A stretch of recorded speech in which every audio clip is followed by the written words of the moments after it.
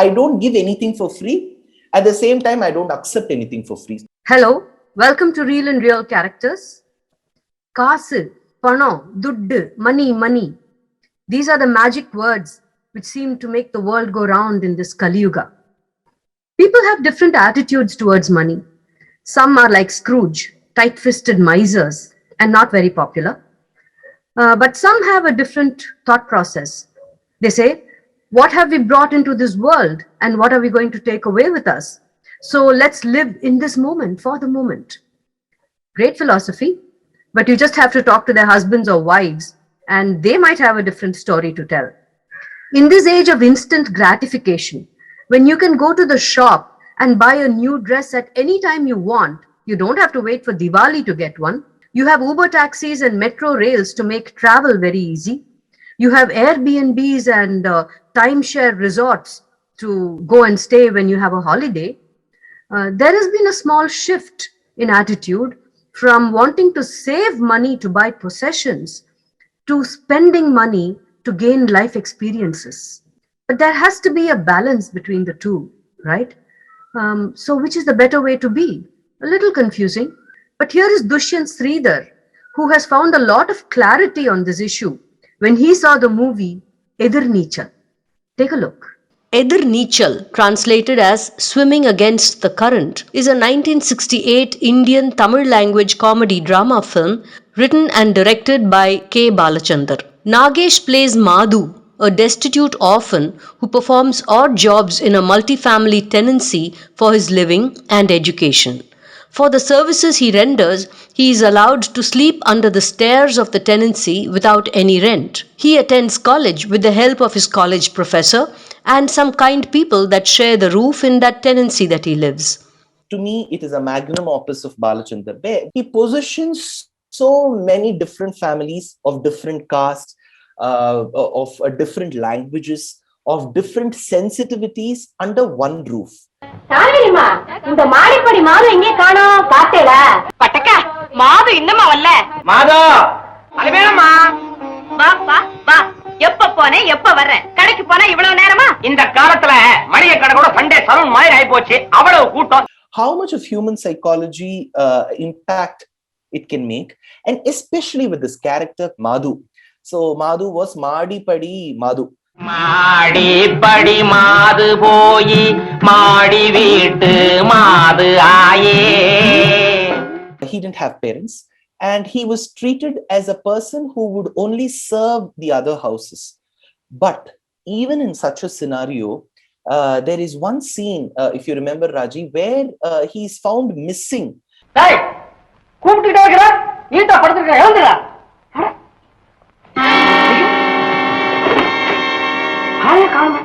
And people assume he is doing some kind of malicious work or there's a dark story to him. படுத்துக்கிற மாதிரி செஞ்சிட்டு ஆதி ராத்திரியில எங்கேயோ போயிட்டான்டா. பால்காரல கொடுக்கிறதுக்காக 50 ரூபாய் மாடத்துல பணம் வச்சிருந்தனே எங்கடா அது எங்க ஆத்துல என் மூக்குத்தி காணாம போயிடுச்சு.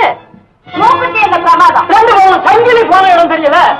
எங்க வீட்டுல கல்லு மாதிரி இந்த 2 வெள்ளி டம்ளர் காணோம். என்னங்க எல்லாரும் என்ன பாக்குறீங்க? But then they realize that he's actually working through the night to make money. ராத்திரியில நான் தூங்குறதே இல்ல சார். வீட்டுல எல்லாரும் தூங்குனதுக்கு அப்புறம் என் படுக்கையை தூங்குற மாதிரி சரி பண்ணிட்டு நேரா லாண்டரிக்கு போவேன் சார். அங்க இருக்கிற அழுக்கு துணியெல்லாம் எடுத்து துறையில கொண்டு போய் குடுத்துட்டு வருவேன் sir. That made me realize the importance of money. I was the only son.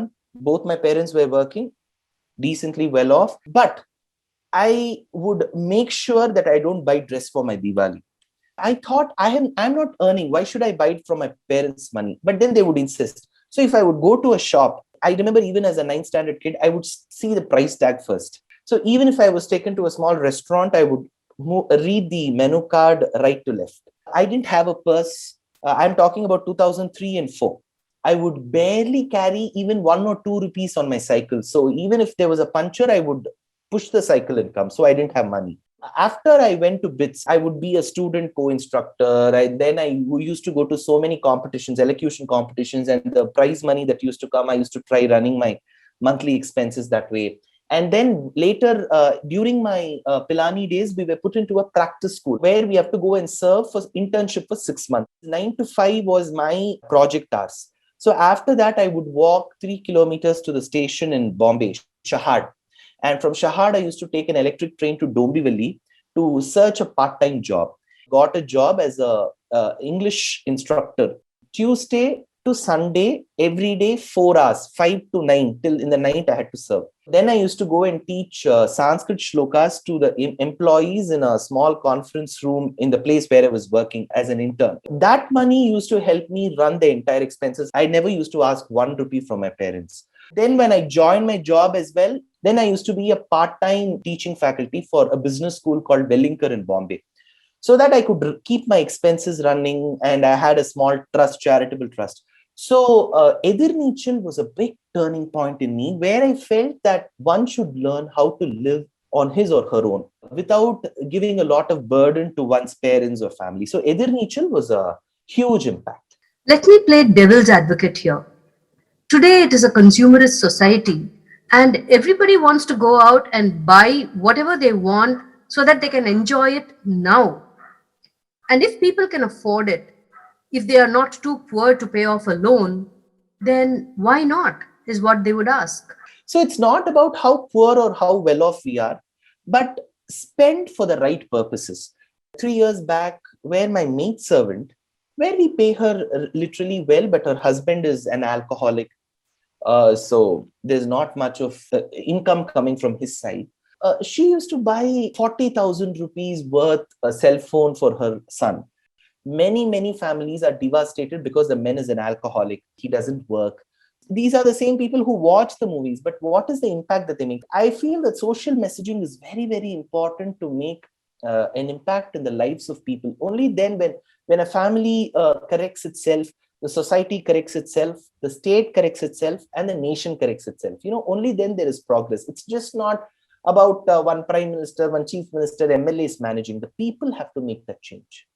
Why do you think this mindset is there, even though society is becoming more modern? And as you pointed out, even in the lower economic strata, people want to wear jeans and use smartphones. More than become modernized, we have become westernized, Raji. We as a country had Kautilya's Arthashastra, the science of financial management, millenniums before. And we were those people who believed that if you save today, it will help you tomorrow. And we are also the same philosophy that believes that everything is impermanent. I agree. We say that when the Atma departs from the material body, it takes nothing with it. But at the same time, we believe, be it for moksham or be it for dharmam, artham or kamam, the 4 purusharthas, you will have to work right from the first day. Ayyamum, pichayum, andanayum, kaigatti, uyumarenni, uhandelor embavai, tells Andal. Whatever charity possible, do it. A 4-year-old girl advises. See, the Western civilization, you go to a few parts of Europe and especially the US, they came up with a credit card concept. So it's something like, I want to buy a phone today. I don't have to rely on the money that I have saved because I've not saved anything. I will loan from another bank and pay it whenever I want. See, this was never India. See, India has always been, I save money for something that I'm going to buy later. So if I have to buy a phone, I'll save money from today. So that's how India has been. So we have become so westernized with the credit card, and especially with these free things that are given by even governments and other bodies, where they say, okay, I have to earn my television. I have to earn my washing machine. I will know its value. I get a free washing machine. I get a free laptop. I get a free cycle. The air I breathe is not that pure. We are not bothered about how we are going to cleanse the air. But we get all these gadgets. So I am not of that type where I want to get free. So I don't give anything for free. At the same time, I don't accept anything for free. So it has to come through hard work. Families are breaking up, siblings are fighting all over money and property. And as Dushyant says, do we ask ourselves whether we deserve the money that we demand from our parents and from society? And by accepting freebies, are we not also displaying a lack of self-respect and accepting that we are not capable of working and earning what we should be getting? And that is a very sorry admission of our own inadequacy. So, what is your self-worth, really?